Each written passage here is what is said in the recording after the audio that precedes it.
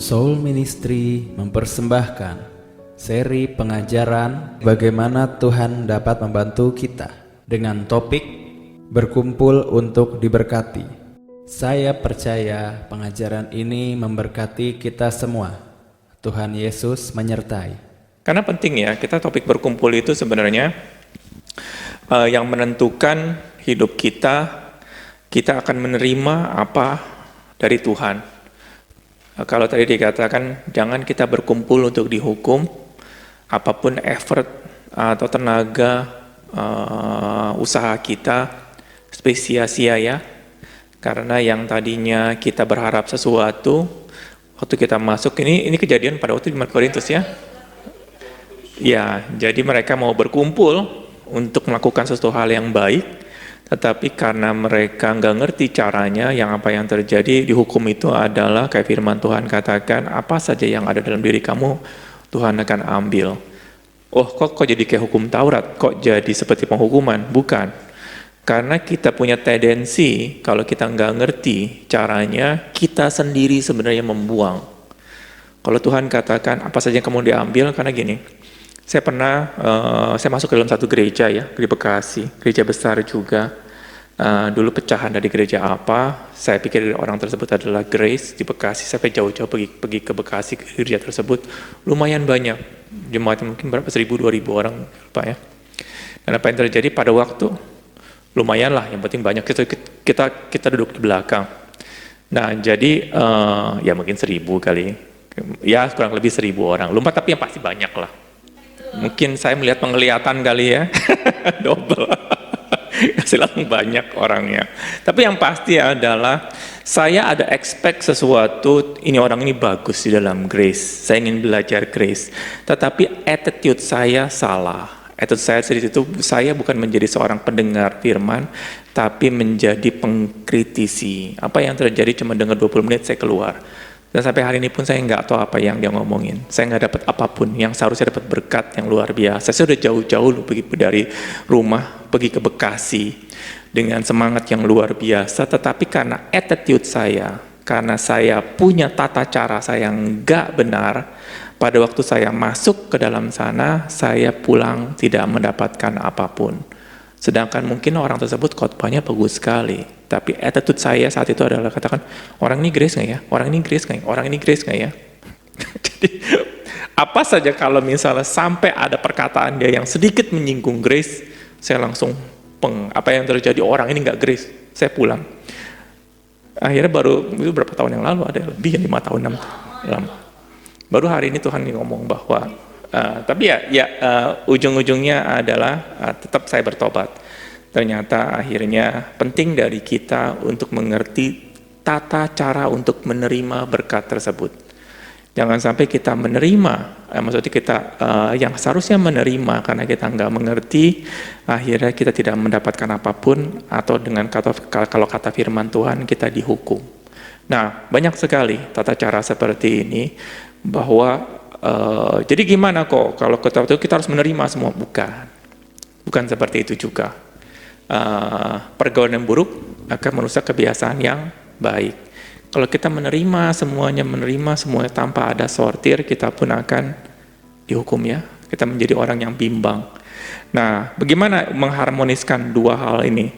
Yang pertama adalah bahwa ada tata caranya. Yang pertama ya, saya dengar, yang saya udah kasih 4 tata cara. Yang pertama adalah kita menjadi seorang penerima firman. Kalau kita nggak ngerti cara pertama penerima firman, kita akan nanti salah. Nah, bagaimana caranya untuk kita menerima firman?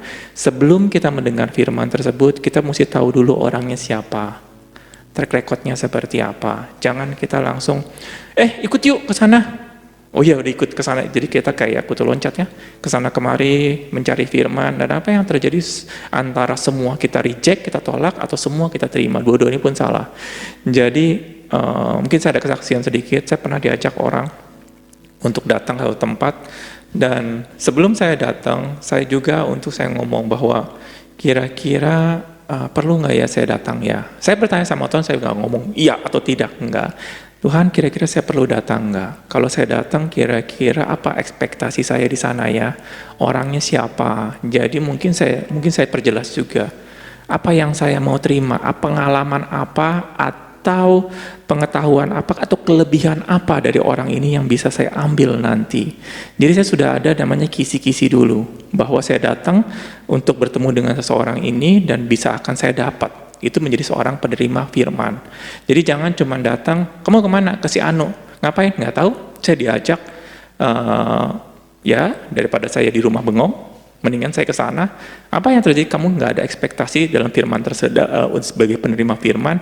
Sampai di sana pun, karena kamu nggak ada ekspektasi mau terima apa, pulang pun kalau nggak dapat apa-apa, ya what do you expect? Kamu juga expect nothing. Kamu berharap tidak berharap apapun, pulang kalau tidak mendapatkan apapun. Ya normal. Tapi kalau kita tahu bahwa kenapa saya mau datang ke sana? Karena saya mau belajar sama orang tersebut, karena ada kelebihannya saya mau tangkap, dan saya mau menjadi penerima firman. Waktu kita membulatkan hati seperti itu, kita pulang menjadi orang yang diberkati. Walaupun mungkin perkataan orang tersebut salah. Karena Tuhan akan mensortir apapun, karena kita punya attitude nilai, karena kita punya hati yang baik. Mungkin ada perkataan orang tersebut yang enggak benar, yang tidak sesuai dengan firman Tuhan. Tuhan yang akan mensortir bagi kita. Jadi jangan kita yang mensortir. Nah itu sebagai seorang yang penerima firman ya.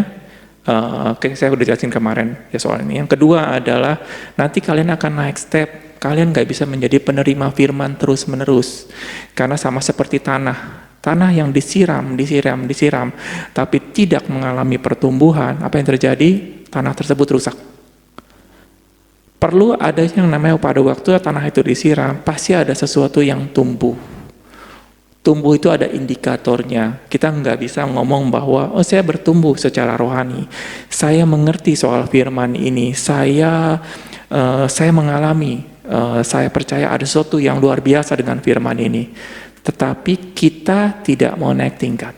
Naik tingkat gimana adalah iman itu, keyakinan kita itu berhubungan dengan mulut. Berhubungan dengan mulut. Mungkin kalau Tuhan saya nggak bisa ngomong, Tuhan akan buat. Musa pertama kali pun nggak bisa ngomong. Musa pertama kali dia nggak bisa ngomong, dan dia katakan saya berat lidah ya dikatakan. Tetapi Musa mau untuk bisa berbicara. Nah yang kedua dan step kita berkumpul adalah kalian belajar berbicara. Waktu kalian belajar berbicara, kemarin saya sudah jelaskan ya, ada step di dalam kalian belajar berbicara, satu sama lain harus punya attitude. Kalau kemarin saya ajarkan dua hal yang penting adalah kalian belajar bicara bukan karena pintar, bukan karena kalian jago ngomong, bukan karena kalian punya sesuatu yang luar biasa yang ingin saya beritakan kepada orang lain. Jangan. Hati kalian, attitude kalian adalah yang pertama adalah nyaman. Comfortable kalau bahasa Inggrisnya. Kalian ngomong dengan nyaman dengan orang. Nyaman seperti sebuat nyaman mungkin. Kalau kalian nyaman, nah Tuhan bisa pakai mulut kalian. Tuhan akan berbicara dengan mulut kalian. Tetapi kalau kalian nggak nyaman, saya harus memenangkan orang tersebut, saya harus berbicara, saya harus memberitakan sesuatu di dalam kelompok ini. Apa yang terjadi? Kalian akan berdebat, ribut ya, karena kalian nggak nyaman di situ. Yang kedua adalah penting sekali attitude kita dari dalam belajar berbicara adalah kita tidak memenangkan peperangan. Kalian tidak berusaha untuk memenangkan peperangan. Saya harus menang melawan pendapat sama dia. Kalau saya nggak menang, saya pulang menjadi orang yang kalah. Kalian ribut ya? Kalian lagi masih belajar sesuatu yang ada adalah di dalam satu komunitas kalian saling menghina, saling adu doktrin, saling adu kekuatan di dalam firman. Pertama, karena ada visi, ada misi untuk memenangkan sesuatu, kita menjadi nggak nyaman. Kita tergesa-gesa untuk menyelesaikan misi tersebut. Kedua, akhirnya kalian ingin memenangkan pertempuran. Waktu dua hal ini dilanggar, pulang kalian akan dihukum. Yang artinya dua-duanya tidak akan mendapatkan apapun. Tapi kalau kita saling belajar, saling nyaman, kita tidak punya niat untuk memenangkan peperangan, apa yang terjadi? Santai ya kita ngomongnya ya. Nama kita juga lagi belajar ngomong. Sorry kalau saya salah ngomong, saya juga lagi belajar. Yang karena sama-sama mengakui kita saling lagi belajar. Kalau mereka salah-salah, ya sudah. di situ. Tetapi dari situ kita akan naik tingkat lagi, ada yang namanya berkumpul untuk berdiskusi. Kenapa berdiskusi? Tingkatan dia punya materinya semakin dalam. Saya punya keyakinan, mereka punya keyakinan, jangan diadu. Kalau kalian diadu, ini juga di dalam keluarga pentingnya. Saya sering kali sama istri saya juga sering ribut. Saya ingin memasukkan, saya punya pendapat sama dia ingin masuk pendapat sama saya, apa yang terjadi? Sering nggak? Oh nggak pernah, cuma saya doang berdua, yang lain luar biasa, selalu rukun gitu ya. Cuman saya doang sama istri saya. Jadi pada waktu saya ingin pendapat saya lebih benar daripada dia, saya bukan lagi berdiskusi. Saya kan kepala keluarga, kamu harus dengerin saya. Saya kan sudah pernah di depan, saya lebih tahu daripada kamu. Dia juga punya, istri saya juga punya pendapat loh. Dia ini bukan patung, dia ini bukan robot yang saya injek sesuatu, injek itu diberikan, dia itu bukan saya brainwash. Jangan mentang-mentang saya lebih tahu, saya berusaha untuk mengkontrol dia. Enggak. Dia punya pendapat, saya juga punya pendapat. Hargai pendapat dia, dan saya juga percaya, artinya begini, pada waktu kita berdiskusi, kita ingin mencari pertumbuhan masing-masing. Jadi kita tidak memaksakan pendapat kita kepada orang tersebut, kita juga menghargai pendapat dia. Dan apa yang terjadi waktu kita berdiskusi, itu santai, enak. Karena idenya yang pertama, kalau kita sudah belajar ngomong itu belajar santai, dan belajar tidak memenangkan pertempuran, waktu kita berdiskusi, kita sudah terbiasa. Tapi kalau kita tidak terbiasa dengan yang pertama, selalu ingin pada waktu berdiskusi, pada waktu kita ngomong selalu ada misi untuk memenangkan seseorang dan mengalahkan seseorang, nanti akan berimbas. Waktu berdiskusi kita nggak terbiasa, kita maunya menang sendiri. Ini yang di situ. Dan waktu berdiskusi sekali lagi hargai pendapat orang lain. Mungkin pendapat dia salah, tapi kalau dia percaya pendapat dia benar, ya sudah. Jangan kita katakan pendapat kamu salah. Nanti dia tersinggung ya. Yang harusnya kita bisa memberikan sesuatu kepada dia akan ditolak tersebut. Nah, itu yang dikatakan berdiskusi. Sama satu yang berdiskusi, kalau misalnya berdiskusi, kalau bisa ada mediatornya, ada orang 3. Jangan kita berdiskusi dengan 2 orang. Itu bisa ribut ya, tidak ada penengahnya. Atau penengahnya kita bisa cari orang yang tidak di situ. Mungkin kalau, oke, kamu punya pendapat seperti ini, saya juga punya pendapat seperti ini. Mungkin kita cari kebenaran kali ya. Mungkin kita tanya orang yang dituakan, orang yang lebih mengerti untuk dicari pendapatnya. Kalau orang tersebut bilang A, ya sudah kita terima. Jadi karena firman Tuhan dengan 2 atau 3 orang saksi satu perkara benar. Itu yang dikatakan yang berdiskusi. Banyak sekali berdiskusi. Kalau kita menerapkan seperti itu sistemnya, kalian berkumpul untuk diberkati. Karena berdiskusi selalu ada sesuatu hal yang baru ya yang kita pelajarin. Nah, yang keempat adalah tentang yang namanya mengajar. Kalian harus, karena firman Tuhan juga katakan, menurut ukuran waktu, sebenarnya kalian harus sudah menjadi seorang pengajar. Jadi Paulus pun kayak di Ibrani ya. Ibrani bukan itu. Di Ibrani ya, berarti itu bukan Paulus. Maksudnya Ibrani itu tidak ada yang tahu nulis, tapi kemungkinan besar Paulus, tapi bukan 100% Paulus. Jadi dikatakan bahwa ternyata dari proses penerima firman, proses menjadi latihan ngomong, proses berdiskusi, akan masuk yang namanya proses mengajar. Kenapa mengajar? Karena dalam mengajar kalian akan semakin lebih fokus dengan apa yang kalian yakini, dengan apa yang kalian percayai, supaya kenapa? Buat kalian sendiri.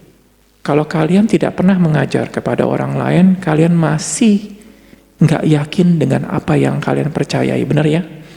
Di sini ada yang kontraktor. Kalau seorang kontraktor sudah bekerja 10 tahun, dia pasti akan bisa mengajar pegawai yang baru ya. Kalau misalnya pegawai yang baru datang, dia nggak tahu apa-apa, dikatakan, saya nggak tahu kamu kerjakan aja lah yang bisa kamu kerjakan. Dia tanya, Bapak udah kejadian berapa? Saya sudah 10 tahun. Dia nanti kan nggak percaya.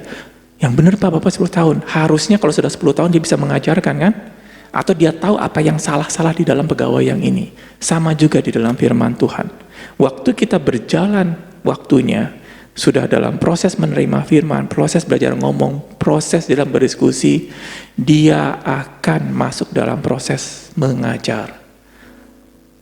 Kenapa saya bilang seperti itu penting? Karena dalam mengajar kalian akan mendapatkan hal yang Tuhan akan ngomong banyak sekali.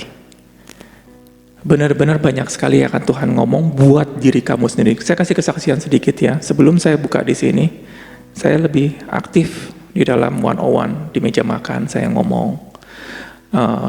Kalau ngomong soal Tuhan, biasa ngomong kesaksian terus-menerus. Soal kesaksian hidup saya, segala macam. Tapi jujur, saya punya pewahyuan tidak bertambah. Agak sedikit stuck. Walaupun saya merasa saya lebih daripada orang lain, tetapi masih stuck. Tapi pada waktu Tuhan ajari saya untuk mengajar secara sistematis, pewahyuan itu luar biasa Tuhan berikan kepada saya. Dan banyak sekali problem-problem hidup saya yang sebelumnya waktu, mas saya ngomong ya, orang yang digambar selalu sakit. Saya dulu mungkin sakit bisa 2 minggu, 3 minggu waktu ada punya masalah. Tapi dengan adanya sekarang saya bisa ngomong tentang pengajar, ada prinsip-prinsip yang Tuhan ngomong, hati saya semakin kuat. Jadi pada waktu ada problem datang, mungkin cuma 2-3 hari beres. Beres hati ya, bukan beres problemnya nggak beres. Tapi hati, ketakutan saya, kekhawatiran saya 2-3 hari hilang. Dulu mungkin bisa 3 minggu baru hilang kekhawatiran saya. Kenapa? Itu proses saya mengajar. Proses dari mengajar, saya yang mendapatkan benefitnya. Saya yang mendapatkan keuntungan yang terutama. Waktu saya ngomong mengajar kepada orang lain, mungkin orang katakan, oh saya merasa terberkati dengan perkataan Ko Hengki. Sebenarnya saya yang paling terberkati. Benar-benar saya mengalami buah-buahnya, saya mengalami impact-nya. Sekali lagi 3-4 hal dalam menjadi seorang penerima firman, menjadi seorang yang belajar berbicara, belajar berdiskusi dan mengajar. Tujuannya adalah buat kita, bukan buat orang lain. Kenapa? Impact-nya buat kita, hasilnya juga buat kita. Kalau saya boleh sedikit ya, di dalam firman Tuhan yang karunia mengajar, di situ itu dia memang diberikan karunia spesifik ya, sama seperti karunia menyembuhkan, karunia melakukan mujizat. Tapi itu berbeda sekali dengan yang Tuhan katakan, hai ibu-ibu, ajarilah anak-anakmu supaya dia menjadi anak yang patuh ya, yang dia, saya kata ibu-ibu selalu mengajar. Supaya anak-anakmu menjadi takut akan Tuhan, suruh diajari.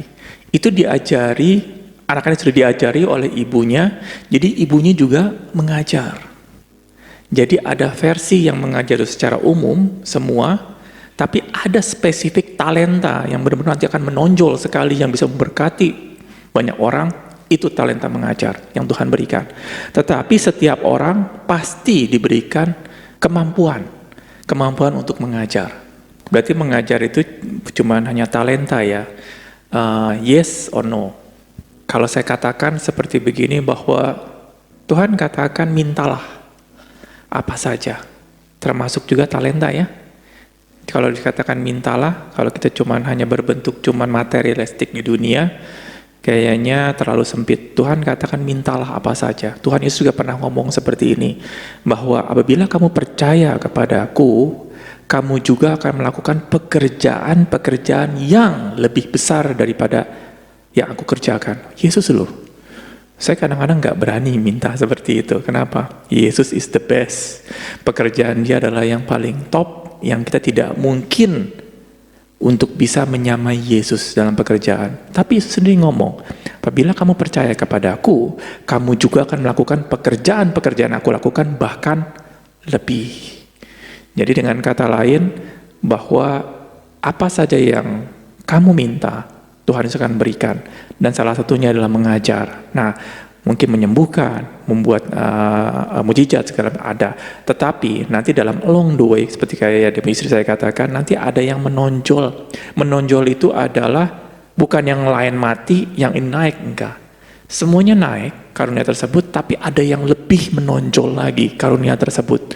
Waktu dia karunia menonjol tersebut, dia akan lebih comfortable dalam melakukan itu. Lebih interestnya ke sana. Jadi kadang-kadang Tuhan di dalam satu grup ada kekurangan sesuatu, Tuhan akan kirimkan untuk mencukupi ya dari kebutuhan orang-orang tersebut di lingkungan tersebut.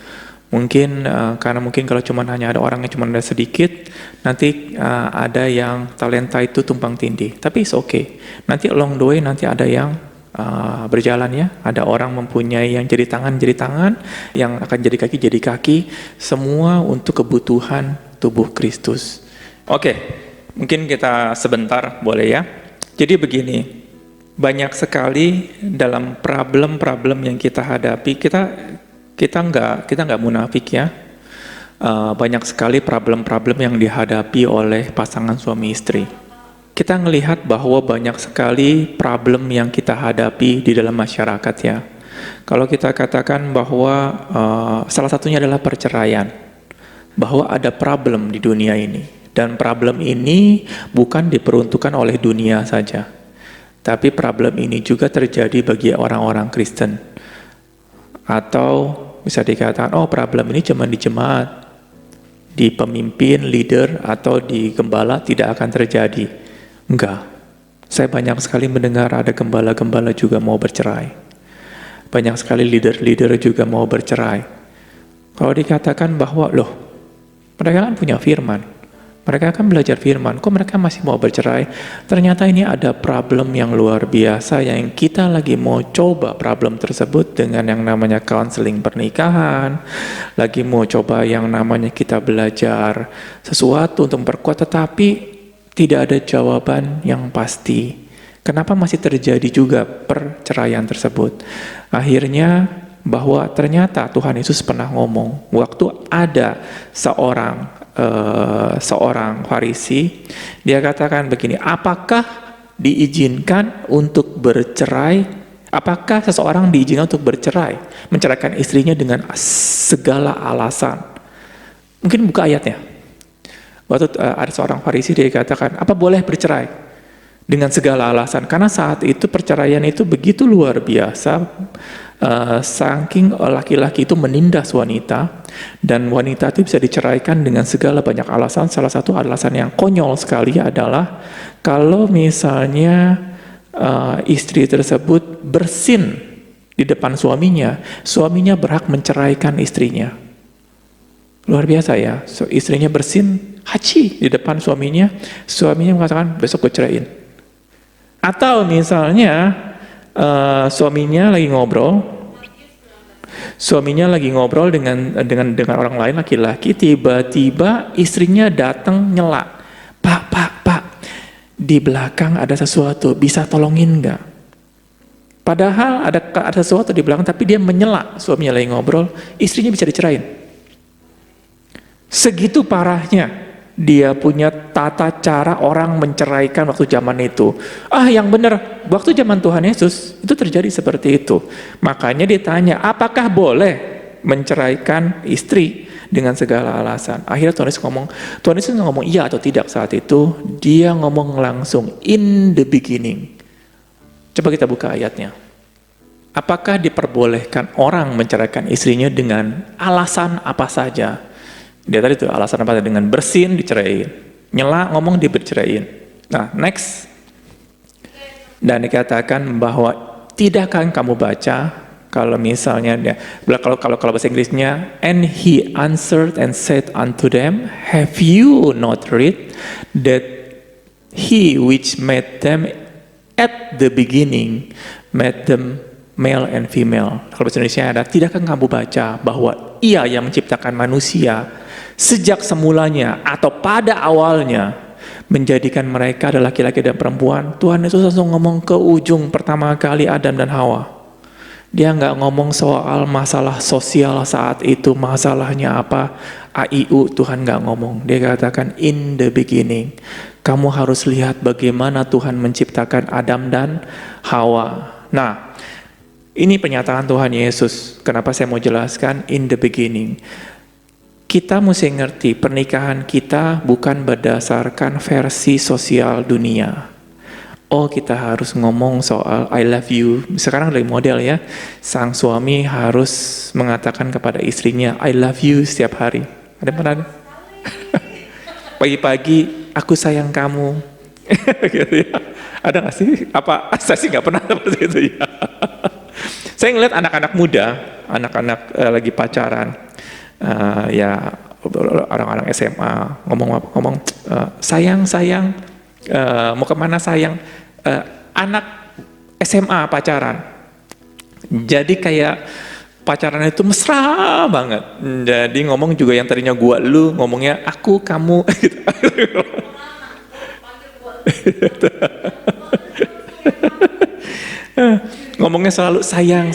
Nah, jadi ini versi. Kenapa orang berusaha seperti itu? Karena ingin supaya romantis dalam hidup bisa membuat perkawinan menjadi langgeng. Benar ya? Mereka bukan iseng membuat suatu dia punya program, tetapi ini tidak membuat satu perkawinan menjadi langgeng. Atau misalnya dikatakan bahwa kalau basicnya pernikahan itu harus cinta. Kalau kamu tidak mencintai, jangan menikah. Orang yang bercerai, dulunya itu saling mencintai loh. Jujur ya.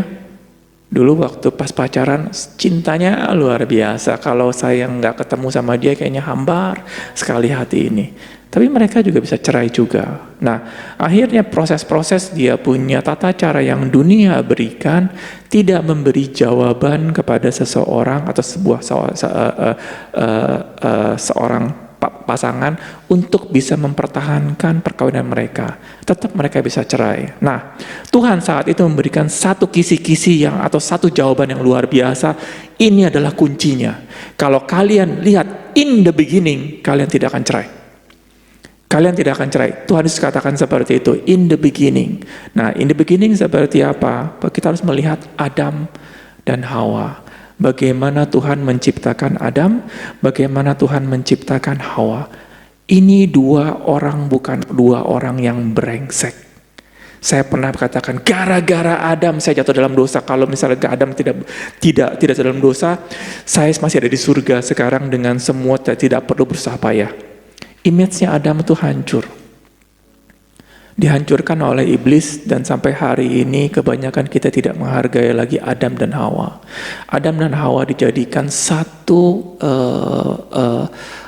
bayangan atau pandangan adalah satu pasangan yang gagal. Gara-gara kamu seluruh dunia ini hancur. Sampai hari ini kita tidak pernah mencari tahu seperti apa Adam dan Hawa ini. Kalau Tuhan Yesus ngomong adalah in the beginning, dua orang ini begitu sempurna. Yang Tuhan ciptakan luar biasa sekali. Pada waktu kita mengetahui apa yang Tuhan tentukan dalam diri Adam, apa yang Tuhan tetapkan dalam diri Hawa, inilah model pernikahan yang sesungguhnya. Pada waktu kita melihat in the beginning Adam seperti apa dan Hawa seperti apa, kita bisa baru melihat bahwa oh ini toh yang Tuhan mau dalam hidup saya. Kebanyakan dari kita waktu kita menjalani pernikahan, kenapa kamu menikah? Saya sepi. Kenapa? Ya nggak enak ya. Saya dulu pernah ngomong sama Tuhan, saya karena terlalu sibuk bekerja, akhirnya saya tidak mencari pasangan. Tapi akhirnya saya melihat yang lain sudah punya pasangan. Akhirnya kok hidup saya sepi ya. Mungkin saya jadi bujang tua kali ya, dari saya tidak menikah. Apa yang terjadi? Saya minta, Tuhan kapan ya kamu kasih saya pasangan? Ya agak sih ngerengek beberapa kali. Saya cari prospek-prospek yang saya deketin semuanya, teman-temannya yang sudah lama saya nggak ada, saya cari yang mana yang masih single nih gitu ya. Apa yang terjadi? Saya cari-cari pasangan, gunanya gimana biar saya nggak mau single lagi. Saya mau dong seperti orang lain yang punya pasangan.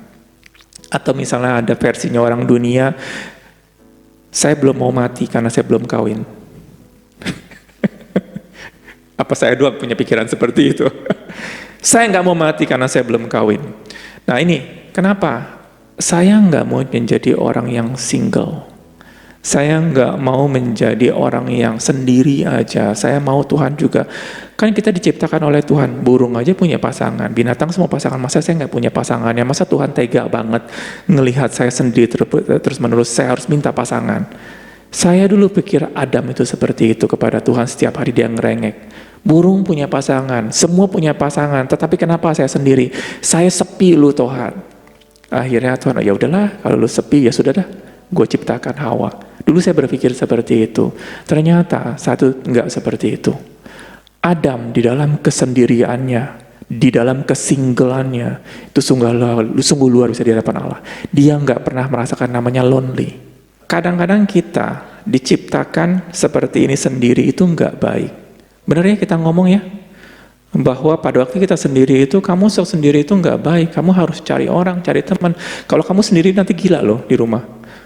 Bisa stres gitu kan, makanya kamu harus pergi ke night club, pergi jalan-jalan, refreshing. Biasanya kalau sepi, ibu-ibu mau sepi di rumah, ke mall ya. Kenapa rame di mall? Rame semua dibeliin ya. Kenapa? Saya sepi, lonely. Nah, pada waktu mereka lonely, mereka pikir dengan ada manusia yang lain, lonely ini bisa hilang. Ternyata itu salah besar. Adam, waktu diciptakan pertama kali, dia sempurna. Jangan kalian pikir Adam itu enggak sempurna.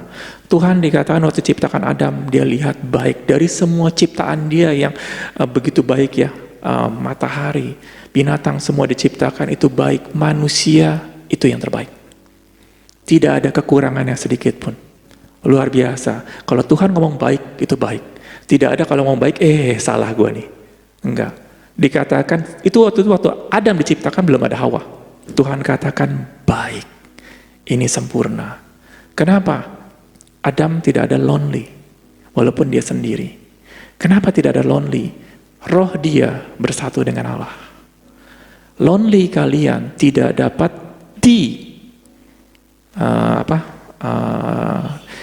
diberesin atau diisi atau diselesaikan problemnya dengan manusia lain atau dengan benda lain. Nggak bisa di dunia ini. Kalau kalian bisa, kalau saya punya banyak harta, saya tidak akan lonely lagi. Hati ini menjadi puas. Salomo dengan segala kemuliaan dia, hati dia kosong, lonely. Salomo dengan 1000 istri, dia masih lonely. I am lonely. Kalian punya satu pasangan, kalau saya punya satu pasangan, saya tidak akan lonely lagi. Salomo 1000. Saya juga nggak ngerti 1000 gimana caranya. Dia bukan berteman loh. Istrinya 1000, temannya lebih banyak lagi ya. Tetap dia ada lonely. Dikatakan, saya sudah mencoba segala sesuatu di dunia ini. Semua saya sudah coba, tetapi menjadi kesia-siaan. Ada sesuatu, ternyata lonely-nya kita ini tidak dapat diobati dengan kita mencari manusia lain atau benda yang lain. Waktu Adam, kita lihat Adam pertama kali, Adam ini nggak lonely. Benar-benar kalau kita ngelihat Adam ini lonely, kita pun lonely. Berarti ada yang kurang, berarti Tuhan menciptakan saya ada yang salah. Seharusnya Tuhan menciptakan pertama kali Adam dan Hawa, bukan Adam dulu. Pertama kali Tuhan ciptakan Adam. Dan jujur, kalau kita katakan sebelum ada Hawa kira-kira berapa tahun ya? Saya percaya nggak 1 tahun. Saya nggak percaya 10 tahun. Saya juga nggak percaya 100 tahun. Lama. Lama sekali sebelum ada Hawa itu diciptakan. Dalam tempo yang begitu lama, Adam tidak pernah mengalami yang namanya lonely. Dia tidak ngomong, aduh Tuhan, kok gue sendiri terus. Gue ngapain ya di sini ya? Gue nggak ada teman. Bisa begitu aja kita komplain ya? Enggak. Nah kita pengen tahu kenapa Adam ini tidak lonely. Kenapa Adam ini begitu luar biasa. Ada sesuatu waktu Adam diciptakan. Dia diciptakan bukan untuk menikmati Taman Eden. Bukan. Kalau kita suruh menikmati sebentar juga bosan ya. Waktu Adam diciptakan ada visi dari Allah. Visinya apa? Kuasailah dunia ini. Dikatakan taklukkanlah dunia ini berkuasa atas ikan-ikan di laut, burung-burung di udara. Adam disuruh berkuasa. Ada satu tujuan hidup yang Tuhan berikan kepada Adam, sehingga Adam fokus dengan apa yang Tuhan berikan sama dia. Dia nggak ngomong aduh lonely ya. Dia rohnya Adam dengan rohnya Allah bersatu. Makanya Tuhan selalu berbicara sama Adam setiap sore ya. Dikatakan bahwa Tuhan datang berjalan berbicara dengan Adam. Adam tidak pernah lonely. Dan dia berbicara dengan Allah bukan ngomongin ini apa, enggak. Ada satu visinya Tuhan kasih ke Adam, dia menjadi satu pembicaraan yang luar biasa. Di situ yang akhirnya Adam mengerjakan kehendak Allah ya. Kalau kita katakan bahwa kita dalam hidup dalam satu perkawinan, atau kita berkumpul dengan orang lain karena saya lonely, satu lonely, dua orang lonely, jadinya apa?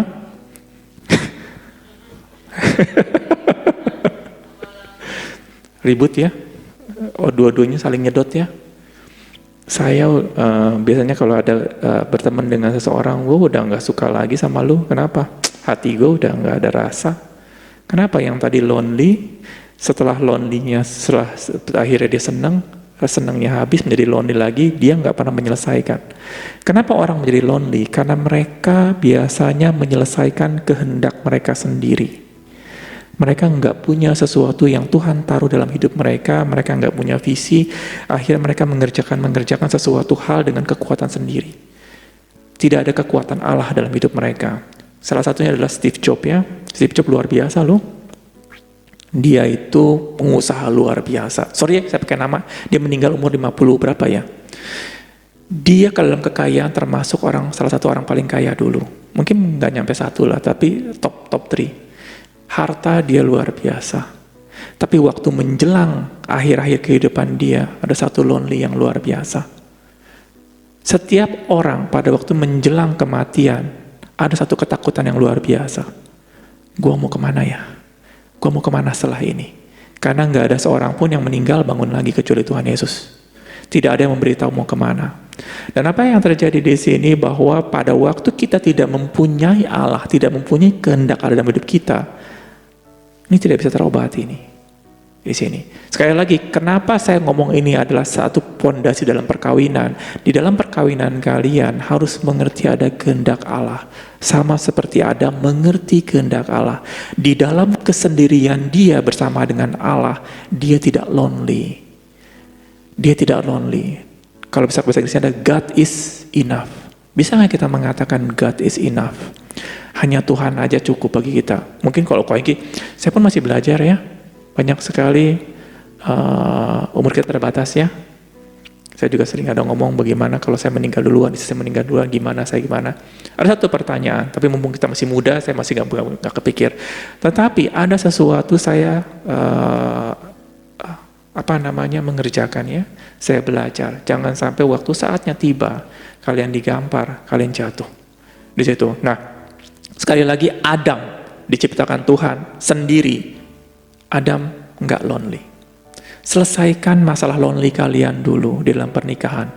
Jangan kalian dalam pernikahan lonely-nya ini tidak pernah diberesin. Kenapa? Karena istri saya ya sudah jadi satu ya saya nggak pernah lonely karena saya sudah punya istri, saya sudah punya suami, saya sudah nggak lonely lagi. Masalah lonely kalian tidak pernah belum dibereskan. Lonely kalian bisa cuma dibereskan, hanya cuma bisa mengerti kehendak Allah dalam hidup kalian. Setelah kalian tahu bagaimana Adam diciptakan dan akhirnya Adam mengetahui kehendak Allah dan dia tahu, akhirnya Tuhan katakan, ini saatnya Adam belah jadi 2. Adam itu bukannya diambil dari sesuatu, diberikan kepada Adam. Dalam firman-Nya adalah Hawa dibuat teman Tuhan seperti apa? Dia nggak diambil dari pohon, dikasih ke Adam, enggak. Tapi diambil tulangnya Adam. Adam itu dibelah menjadi 2. Diambil satu bagian dari Adam, diciptakan sama Tuhan menjadi Hawa, makanya dikatakan inilah daging dari dagingku, tulang dari tulangku. Dia bukan ciptaan yang baru, tapi Hawa ada di dalam diri Adam. Belah jadi 2. Dua orang yang sudah sempurna di hadapan Allah. Belah jadi dua. Pada waktu belah jadi dua seperti ini, dua orang yang bukan kekurangan. Pernah dengar ada ngomong bahwa, saya ini kalau nggak ada kamu, saya menjadi orang yang nggak komplit. Makanya Tuhan memberikan sesuatu untuk mengkomplit saya. Pernah sering dengar ngomong gitu ya? Bahasa Inggrisnya, you complete me. Saya yang tadinya setengah, dicarikan setengahnya lagi menjadi satu. Versinya Tuhan nggak begitu. Versinya Tuhan adalah Adam begitu sempurna, dia tahu kehendak Allah, begitu dengan Allah dengan luar biasa. Pada waktu Adam sudah siap, split jadi dua. Di dalam hubungan kalian pun, di dalam suami istri dan pertemanan, jangan salah. Kalau kalian, kenapa berteman sama saya memerlukan kamu?